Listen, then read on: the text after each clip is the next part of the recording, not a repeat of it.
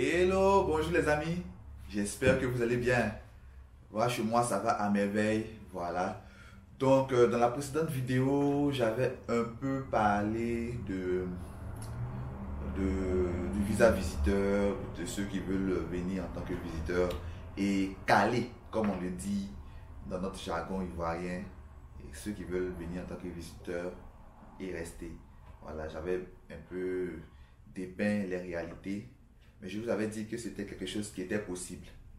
Voilà, donc je comprends à quel point c'est un sujet qui est important.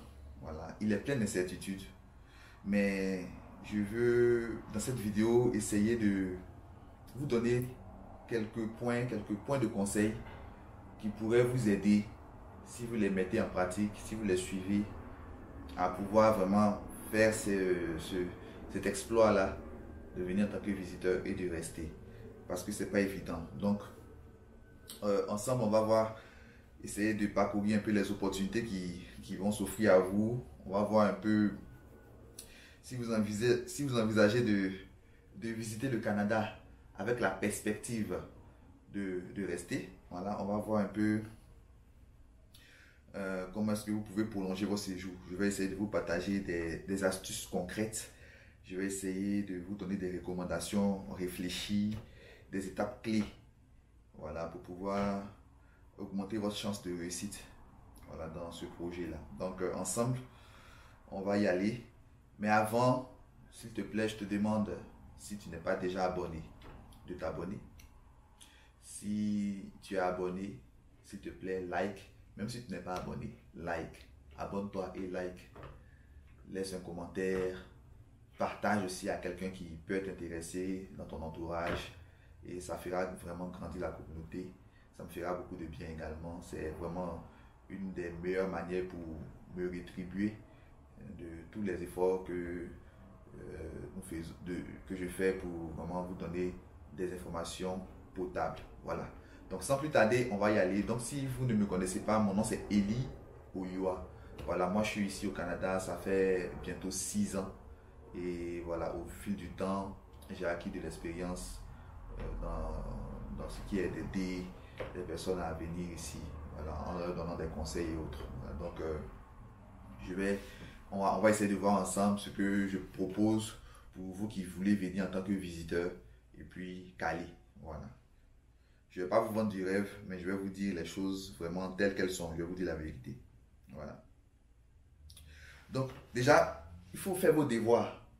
Il faut que vous sachiez les différents types de visas qui s'offrent à vous. Il y a plusieurs façons de venir au Canada. Voilà, il y a plusieurs façons de venir au Canada. Moi, je suis venu en tant qu'étudiant. Plusieurs personnes viennent en tant que travailleurs qualifiés, en tant que, voilà, en tant que, comment dire, homme d'affaires, voilà, businessman, voilà, pour le business. Plusieurs personnes viennent en tant que visiteurs, donc ils viennent pour un court séjour et repartir. Voilà, il y a plusieurs possibilités qui s'offrent à vous. Mais il faut prendre le temps de voir déjà les possibilités qui s'offrent à vous, de voir dans quelle mesure vous répondez à certaines possibilités, à certains critères, voilà, qui vont vous permettre de prétendre à telle demande de visa. Vous voyez, donc ne vous lancez pas déjà tête baissée, alors que vous auriez déjà pu même vous inscrire et puis entamer les démarches pour faire quelque chose, voilà, une démarche qui vous permettrait de venir, voilà, avec un titre beaucoup plus étendu. Voilà. Donc, cherchez à connaître un peu les différents types de visas qui s'offrent à vous, et puis les permis disponibles. Il ne faut pas se dire aussi que vous allez venir par la fraude. Voilà, non, s'il vous plaît, essayez de venir en toute légalité. Ça déjà, moi c'est ce que je prône. Moi je suis vraiment quelqu'un qui prône l'intégrité. Je ne vais pas vous donner de conseils de venir ici, de chercher à vous marier avec quelqu'un pour rester. Ce n'est pas illégal en soi, mais ce n'est pas éthique. Voilà. Moi, je ne propose pas ça, ce genre de conseil. Vraiment, si vous voulez immigrer, si vous voulez venir au Canada, si vous voulez vraiment que votre expérience soit réussie, si vous voulez profiter de tout le jus que ce pays peut donner, franchement, dites-vous que vous allez venir dans les normes, vous n'allez pas prendre des moyens détournés, non. Cherchez à venir dans les normes. Ça pourra peut-être prendre du temps, mais au moins, vous allez venir et franchement, vous serez serein, heureux, tranquille et vous allez pouvoir vraiment bien vous réaliser dans ce pays. Donc voilà, ça c'est le deuxième conseil que je donne. Le troisième conseil que je donne, c'est de chercher à trouver un emploi admissible. Voilà. Vous savez que le Canada est un pays qui pratique ce qu'on appelle l'immigration sélective. C'est-à-dire qu'ils permettent aux gens de venir, mais ils ne permettent pas aux gens de venir comme ça. Même, vous voyez, ils permettent aux gens de venir visiter et puis on leur donne l'occasion de travailler. C'est-à-dire que, en fait, c'est un pays qui est bâti sur le travail. Voilà. Donc vous devez pouvoir apporter quelque chose à ce pays. Voilà. À part vraiment les procédures pour venir en tant que réfugié. Bon, ça c'est la force des choses qui les a fait se déplacer. Mais à part ça, vous devez venir apporter quelque chose. Donc, vous cherchez à savoir quels sont les emplois admissibles, quels sont les emplois qui vont vous donner plus de valeur, qui vont vraiment vous permettre de mieux vous installer ici. Voilà, donc c'est des choses qui sont connues. Je ne vais pas détailler ça dans cette vidéo, elle va être trop longue. Voilà, ce n'est pas l'objet, mais vous pouvez chercher sur internet et vous allez voir quels sont les secteurs qui recrutent, quels sont les emplois en demande, là où il y a une forte pénurie de main-d'œuvre, vous allez voir, puis vous essayez de cibler quelque chose qui rentre un peu dans vos compétences. Ok, vous faites ça. Et puis, si vous le faites, vous allez voir que en venant, vous pouvez trouver vraiment un employeur qui serait prêt à vous garder, vu que vous êtes dans un domaine qui l'intéresse. Voilà.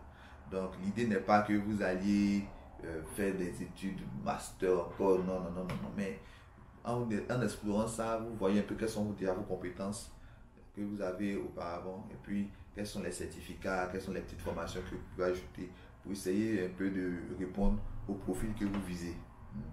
Vous voyez, non? Donc, c'est un peu ça. Voilà, donc aussi, l'autre conseil que je peux vous donner, c'est n'hésitez pas à valoriser vos compétences, à valoriser vos expériences, voilà, auprès des employeurs. Voilà, valorisez vos compétences, valorisez vos formations, voilà. En tout cas, si vous voulez que votre employeur vous parraine, il faut que vraiment vous montriez à cet employeur que vous êtes valeureux, vous avez de la valeur, il a tout intérêt à vous garder. Vous voyez, voilà, donc vous allez venir, vous allez pouvoir peut-être trouver du travail dans un domaine dans le domaine dans lequel vous excellez, voilà, mais il est important que vous puissiez vraiment être diligent, montrer que vous avez de la valeur, montrer que vous avez de la valeur et qu'il a tout intérêt à vous garder. Il faut que quand il pense à l'éventualité que vous allez partir, ils se disent ça vaut la peine de faire les efforts pour que il reste. Et si vous êtes en bonne intelligence comme ça avec votre employeur, vous pourrez même lui expliquer voilà, les choses, lui dire que vraiment ça vous intéresse de rester et franchement l'entreprise, vous pouvez vraiment, ça dépend de comment vous allez nouer vos relations, mais c'est vraiment mon point en fait, c'est de montrer à quel point vous êtes quelqu'un de valeur pour l'employeur en fait que vous allez rencontrer. Ok, vous devez être prêt financièrement. Être prêt financièrement, ça, plusieurs personnes m'écrivent, ah vraiment je veux venir au Canada, comment on fait?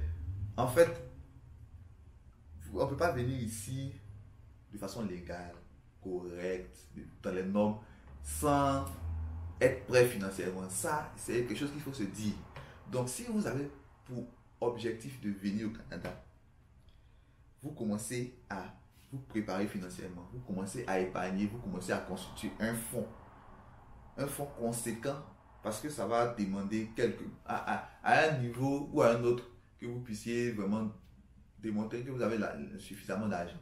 Ok, plusieurs personnes passent par beaucoup d'agences le font, hein, beaucoup d'agences le font, je ne vais pas les juger, mais font des papiers factices pour démontrer auprès des agents d'immigration que vous avez les moyens. Voilà, voilà, il y a ce genre de trucs là, je sais que vous en avez déjà entendu parler. Non, franchement, moi je vous ai dit que c'est l'intégrité avec moi. Donc, si vous avez pour projet de venir au Canada, il faut commencer à épargner, il faut commencer à trouver les sources de revenus pour pouvoir constituer un fonds conséquent. Voilà.